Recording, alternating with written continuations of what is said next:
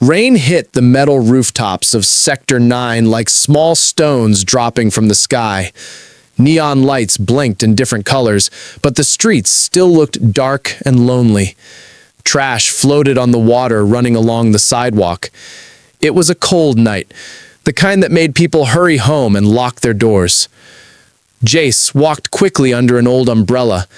He was tired after a full day in the repair shop. His hands were greasy, his back hurt, and he wanted nothing more than a warm meal and sleep. But he knew Sector 9. Something always happened here at night. Something strange, something dangerous, or something sad. Tonight, the strange part came earlier than expected. As Jace passed an abandoned store, he heard a soft noise, a tiny sound, something like a small creature trying to breathe quietly. He stopped. The sound came again. It was not a cat. It was not a human child. It was something in between. Jace slowly moved toward a large trash bin. He bent down and looked behind it. There, curled up against the wall, was a little alien girl. She had pale blue skin, silver glowing eyes, and dark short hair that was dripping from the rain. Her clothes were torn. She hugged a small cloth bag like someone guarding the last thing they owned. She looked hungry, she looked scared, she looked alone. Jace opened his mouth to speak, but something loud cut through the night. Bang! A door slammed open across the street. Two huge alien thugs threw a family out of a building. The father stumbled. The mother fell on her knees, pulling her young son close. "You didn't pay rent," one thug shouted. "Out! No more chances." The door slammed again. The family slowly walked away in the rain, holding on to each other. Behind the trash bin, the alien girl stood up quickly. Her eyes were filled with fear. She watched the family leave, and Jace immediately knew they were her caretakers. They were the people she lived with. Now they were gone, and she had nothing. The thugs scanned the street with sharp, angry eyes. One of them growled, "Find the small one. She still owes us." The girl gasped silently. Jace reacted without thinking. "Come here," he whispered. The girl hesitated, then ran to him. Jace grabbed her wrist gently and pulled her behind a stack of crates. The thug's footsteps echoed on the wet ground. They were close, too close. Jace leaned down. "Stay quiet." The girl nodded, trembling. For a long moment, they both stayed still. The rain kept falling, but the world felt silent. Jace could feel how scared she was. Her small hands shook nonstop. "It's okay," he whispered. "I won't let them hurt you." She stared at him, studying his face, searching for danger, trying to decide if he was safe or not. Then she moved a little closer and whispered the words that made Jace's skin go cold. "Please, don't let them take me. I know something big." Jace frowned. "What do you know?" The girl clutched her bag tighter. "Not here. They hear everything." The thugs' voices echoed again from the street.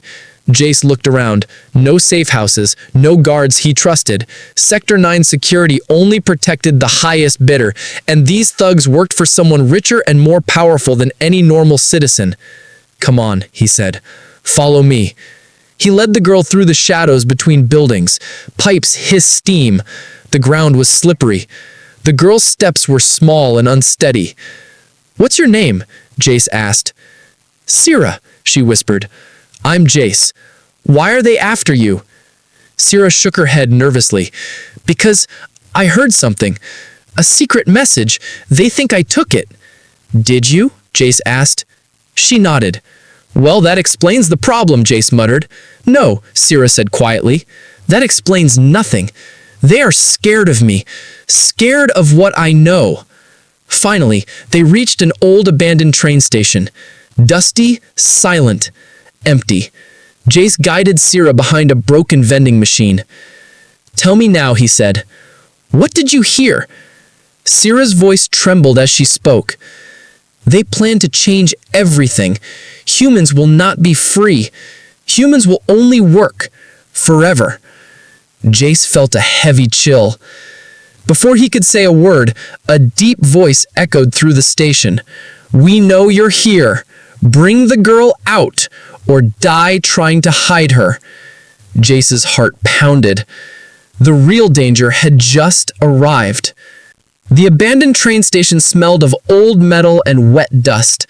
Broken lights flickered above Jace and Syrah, casting long shadows on the cracked floor. Jace could hear the thugs' footsteps entering the station. They were close, too close. He grabbed Syrah's hand. "Move! Stay low!" They slipped behind a row of lockers. The thugs' boots clicked on the floor, slow and steady, like they were enjoying the hunt. "Little girl, we know you're here. Don't make this hard." Syrah squeezed her small cloth bag tighter. Jace noticed her knuckles turning white. There was something inside that bag, something important, something dangerous. When the footsteps echoed away for a moment, Jace leaned closer to Syrah. "Now, tell me, what is going on? Why do they want you this bad?" Syrah took a shaky breath.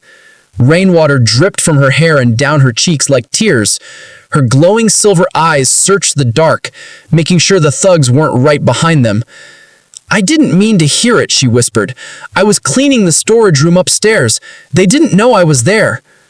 "What did you hear?" Jace asked, his voice low. She opened her bag. Inside was a small glowing cube the size of an apple. Strange symbols moved across its surface, shifting like liquid light.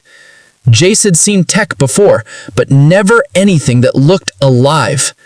Syrah held it with both hands.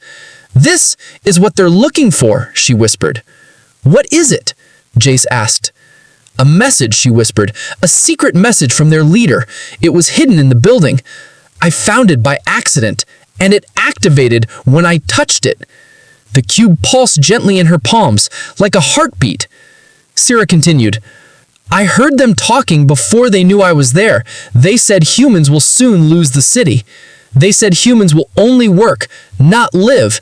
They will control everything." Jace felt a heavy weight in his chest.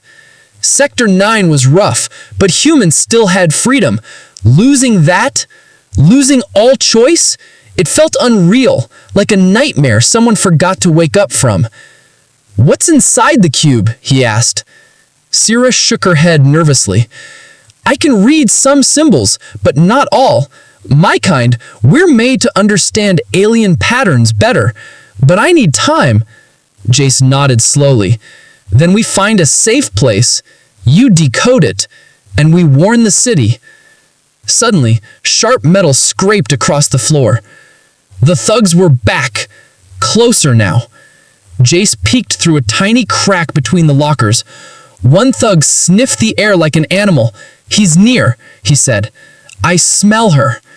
The other thug tapped a metal pipe against the wall. "The human is with her. Kill him first." Jace's heartbeat raced. "We need to move," he whispered to Syrah. He guided her toward a maintenance door at the end of the station.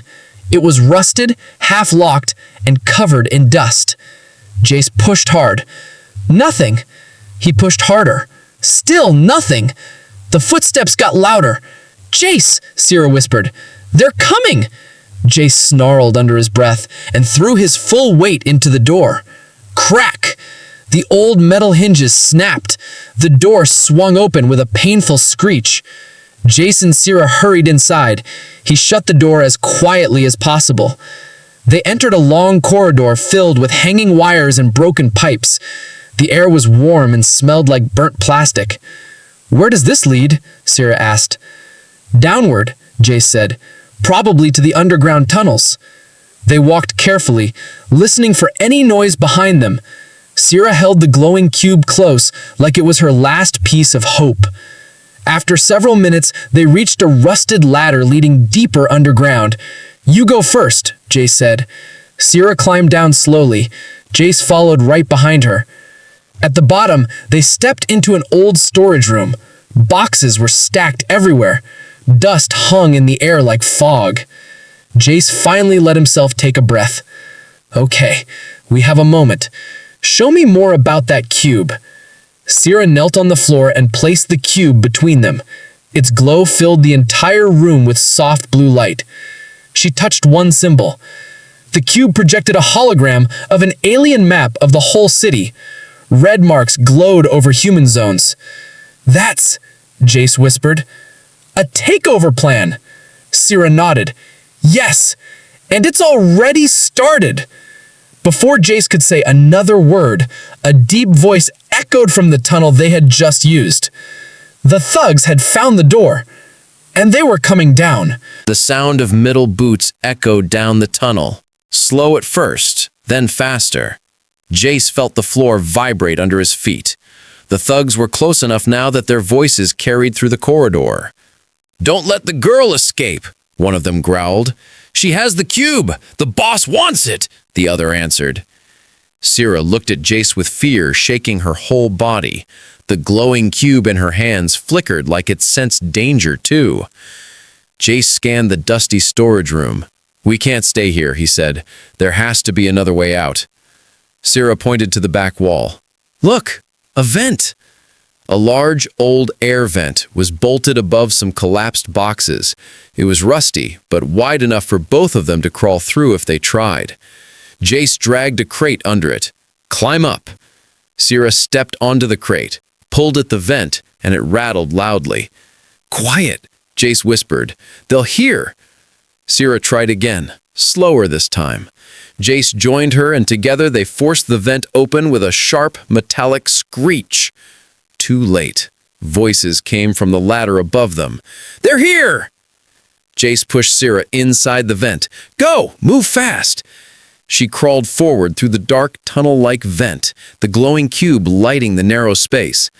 Jace climbed in after her and pulled the vent cover back into place just as the thugs burst into the room. He held his breath. "Where did they go?" one asked. A long silence followed. "Find them! Tear the room apart!" Jace and Sierra crawled through the vent while the sound of smashing boxes and angry shouting grew behind them. The vent sloped downward sharply. Dust floated in the air. Old wires brushed their arms. Sierra kept one hand on the cube to stop its glow from spilling too brightly. "How far does this go?" she whispered. "I don't know," Jace answered, "but we keep moving. They're not giving up." After a few minutes, the vent opened into a larger tunnel space. Jace kicked out the vent cover gently and dropped down first. He helped Sierra down next. They were in an underground transit tunnel, one that hadn't been used in years. Broken rail tracks ran along the center. Old posters were torn on the walls. A cold wind blew through the tunnel like a ghost passing. Sierra looked around nervously. "Where are we?" Jay said somewhere under the city, but that's good. Less chance of running into them. Sierra nodded slowly, then held out the glowing cube. "The map. Maybe it can help us." She tapped a symbol. The cube projected a hologram. A line blinked across the underground layout of the city. A pulsing mark appeared far away. "What's that mark?" Jace asked. Sierra stared at it carefully. "A hidden place. A safe place. My people used it long ago. If we can reach it, maybe I can decode the full message." Jace took a deep breath. "Then that's where we go." But the cube flickered again, this time showing something else. A warning. Red lights flashed across the hologram as if the cube sensed incoming danger. Jace tensed. "Are they tracking us?" Sierra shook her head slowly. "No, worse. They activated hunters." "Hunters?" Jace asked, confused. "Not normal thugs. Hunters don't stop. They don't talk. They just follow the target. Forever." Jace felt his throat tighten. "Great! Just what we needed." Suddenly, a cold metallic howl echoed through the tunnel. It didn't sound human. It didn't sound alien either. It sounded like something built to find anything that moved. Sierra grabbed Jace's sleeve. "They're coming." Jace pointed down the tracks. "Run!" They sprinted down the tunnel. Old rail pieces clattered under their shoes. The cube's glow bounced off the walls. Behind them, the metallic howling grew louder. A dead train car sat sideways in the tunnel up ahead, blocking most of the path. Jay slid under it first and pulled Syrah through. The sharp metal edges nearly cut their clothes. Syrah looked behind her. "It's faster than us." Jace grabbed her hand again. "Then we don't stop." But just as they started running again, the cube vibrated suddenly in Syrah's hand. She gasped. "Wait! Look!" The cube projected a symbol onto the tunnel wall, a large circle with a bright line across it. Jace squinted. "What does that mean?" Syrah didn't answer. She stepped forward, touched the symbol, and the wall moved. A hidden door slid open, revealing absolute darkness beyond. The metallic howl behind them suddenly turned into a roar. "Inside!" Jay shouted. They darted into the darkness. The door slid shut behind them. The roar stopped. They were safe, for now. But inside the dark room, something hummed awake. The explosion threw Jace and Syrah forward like ragdolls. They hit the ground hard in a narrow concrete hallway. Dust and smoke chased them from behind, covering everything in a gray fog. Jace coughed, pushing himself up on shaking arms. "Syrah, you alive?" A small hand grabbed his sleeve. "Yes, I think so." The cube, still in her grip, flickered weakly. Its glow was dimmer now, like it had lost some strength during the blast. Behind them, flames roared through the shattered lab. Metal pieces crumbled and fell. The hunter's screams were swallowed by the fire. The entire room collapsed in on itself with a final angry groan. Syrah stared at the destruction with wide eyes. That lab, it was part of my past. Jace put a hand on her shoulder. "I know, but we don't have time to look back. We have bigger problems." Syrah nodded slowly, wiping dust from her face. "Where does this tunnel lead?" Jace checked the dirty walls. Old tools hung from hooks. A faded sign pointed forward. "Looks like an old maintenance route. Probably connects to the outer tunnels." Syrah stepped forward, but the cube vibrated suddenly in her hands. "It wants to show something," she whispered. Blue light spilled from the cube, spreading across the hallway floor like liquid. The hologram rose again, a map of the city, but now with more detail. Red zones flashed faster than before, human districts.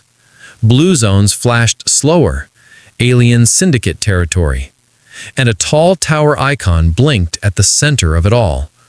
"What is that?" Jace asked. Syrah pointed at the flickering tower. "The hidden communication tower. It's where they send secret messages. It connects the whole syndicate." Jace's eyes sharpened.